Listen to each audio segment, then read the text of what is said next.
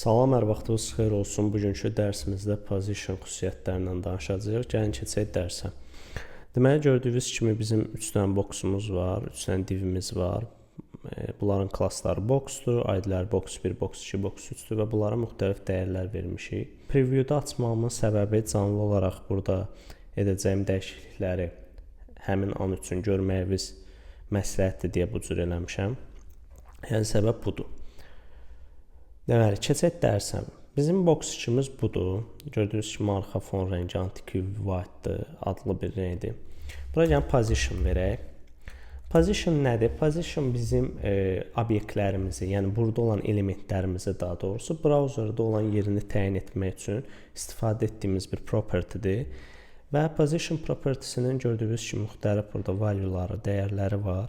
Bizim ən çox istifadə etdiyimiz absolute, fixed, relative, static və stick idi. Static demək olar çox vaxt istifadə olunmur.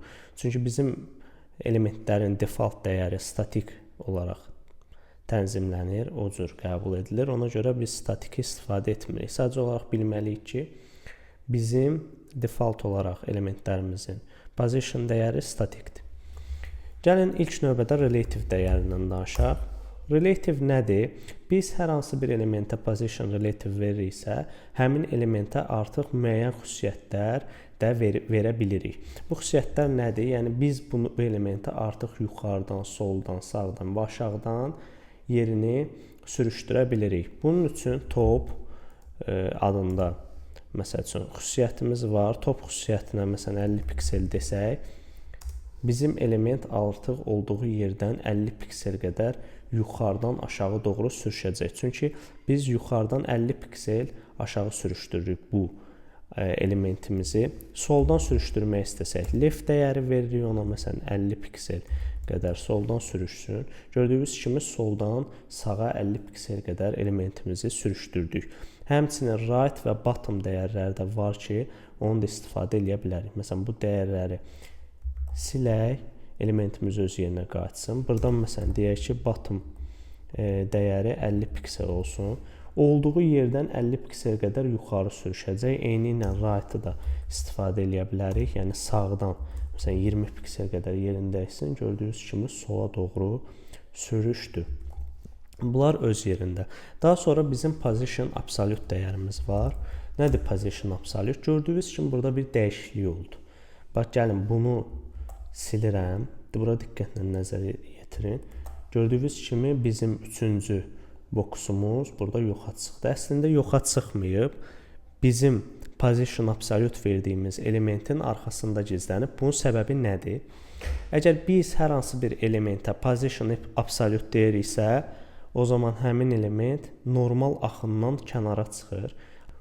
Əslində bizim bu 3-cü divimiz olan box 3 ID-li div əslində burada yoxa çıxmır. Sadəcə bu divin yerinə keçir. Ölçülər eyni olduğu üçün biz bu 3-cü boksu da görmürük. Görmək üçün nə edə bilərik? Əgər position absolute da vermişiksə, bu dəyərlər yenə də keçərlidir. Məsələn, yuxarıdan 50 piksel dəyərini açsaq, gördüyünüz kimi, daha doğrusu bu dəyəri açdığımız üçün gördüyünüz kimi soldan 50 piksel qədər sürüşdü. Eyni ilə bircə dəqiqə silim, təzədən yazım. Soldan 50 piksel qədər sürüşdürdü. İndi də yuxarıdan bunu 50 piksel qədər sürüşdürək. Gördüyünüz kimi yuxarıdan və soldan 50 piksel qədər sürüşdü. Amma bir dənə məsələ var. Biz bu yuxarıdan 50 piksel sürüşmə verdiyimiz halda gördüyünüz kimi 50 piksel olduğu yerdən sürüşmədi. Browser pəncərəsinin ən yuxarı hissəsindən aşağı doğru sürüşdü. Daha dəqiq görməyiniz üçün buranı azaldırıq, dəyərin 5 piksel eləyirik. Gördüyünüz kimi pəncərənin ən üst hissəsindən 5 piksel qədər aşağı düşdü. Məsələn, buranı sıfırlasaq, görək ki, ən üst hissədən məsafəsi burada tənzimləndi. Eynisini burada, məsələn, bottom dəyəri versək, bottom xüsusiyyətini yazsaq, eynisini burada da görərik. Bəs necə eləyə bilərik ki, bizim bu elementimiz müəyyən bir konteyner daxilində olsun və həmin konteynera görə hərəkət eləsin. Yəni, ümumi pəncərəyə görə yox, biz verdiyimiz ana elementinə görə hərəkət eləsin. Ona görə gəlin burada bir dənə div yaradaq və o divə deyək ki, sənin klassın konteyner olsun. Biz burada niyə ID yox, klass istifadə edirik? Gələcəkdə görəcəksiniz ki, konteyner adında klass çox istifadə olunacaq. Çünki bizim ümumi səhifəmiz müəyyən ölçülərə uyğun olaraq bütün elementlər yerləşəcəyi üçün biz konteyneri bir neçə yerdə istifadə edəcəyik. Baxmayaraq ki, burada bir dənə yerdə konteyner istifadə edirik. Biz gələcəkdə layihə işləyərkən konteyneri çox yerdə istifadə edəcəyimiz üçün və standart adı ilə konteyner adlandırıldığı üçün biz konteyneri klass formasında istifadə edirik. Gəlin indi box 1, box 2-mizi bu konteyner klassının daxilində yazaq. Gördüyünüz kimi görüntüdə heç nə dəyişmədi. Bizim bottom 0 dəyərimiz yenə də olduğu kimi qaldı. Baxmayaraq ki, bizim box 2-miz müəyyən konteyner daxilindədir. Gəlin burada da konteynera müəyyən xüsusiyyətlər verək ki, daha ətraflı başa düşəsiniz.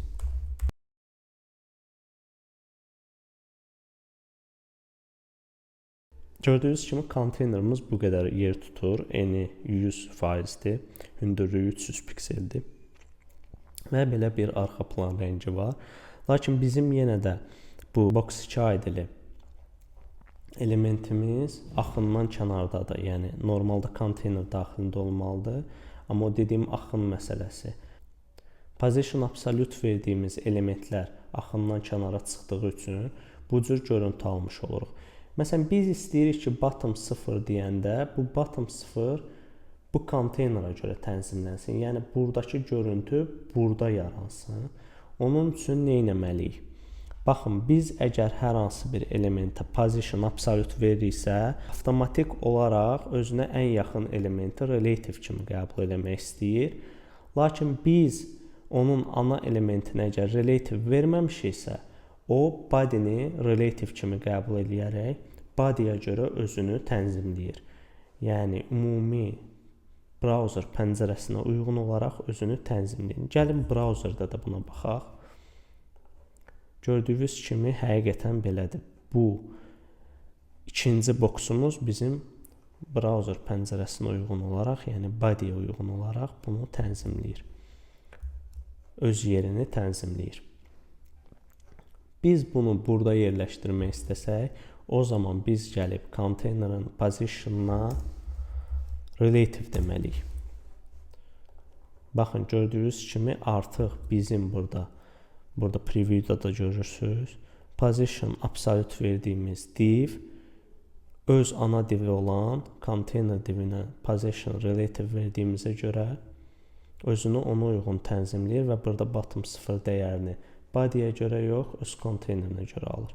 Məsələn, biz burada dəyişiklik eləsək, gördüyünüz kimi 10 piksel qədər öz konteynerinin aşağı hissəsindən yuxarıya doğru sürüşdü.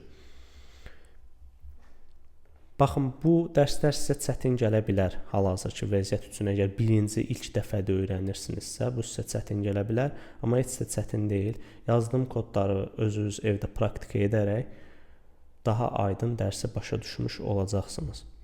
Dərs videosuna bir neçə dəfə baxın və eynisini işləyin. Çünki işləməsəniz sadəcə baxmaqla heç nə başa düşə bilməyəcəksiniz. Deməli, bizdə bir dənə də belə bir məsələ var. Bu boksu mərkəzləmək istəyirəmsə nə etməliyəm? Baxın, biz bura təkcə piksellə dəyər vermirik. Biz bura faizlə də dəyər verə bilərik. Məsələn, biz əgər burada məsələn top 10 piksel yox, 50% desək, yuxarıdan 50% qədər aşağı düşəcək. Sadəcə olaraq mən istəyirəm ki, bu ümumi body'yə görə tənzimlənsin. Ona görə konteynerin position relative xüsusiyyətini rəyə alıram, comment alıram ki, görsənməsin.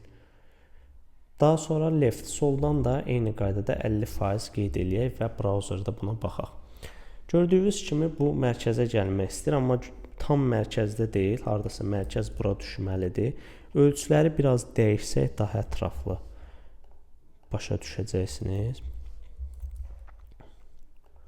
Baxın, gördüyünüz kimi həqiqətən də ölçüləri dəyişəndə daha aydın məlum oldu ki, bizim bu divimiz həqiqətən də mərkəzdə deyil. Mərkəzdən biraz sağ və aşağı tərəfə doğru meyl eləyir. Bunun səbəbi nədir? Çünki bizim bu yuxarı küncümüz əslində mərkəz nöqtəmizdir və biz bu yuxarı künc bunun mərkəzi olmalıdır.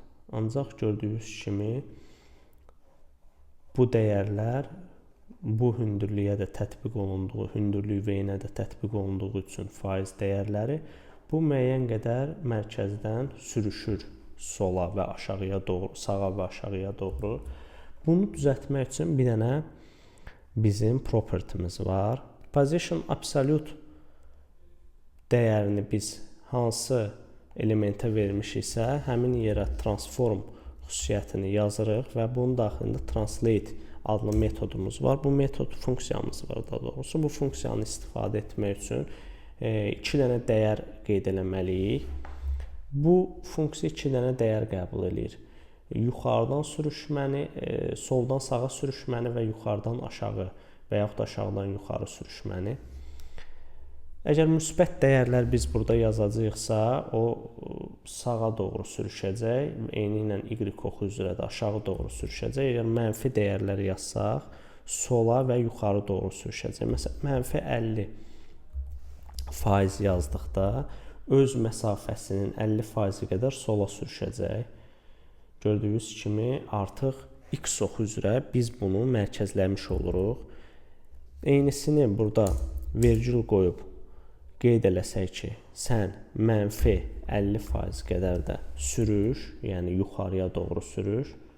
Gördüyünüz kimi artıq biz divimizi həqiqətən də istədiyimiz kimi tam mərkəzə gətirmiş olduq.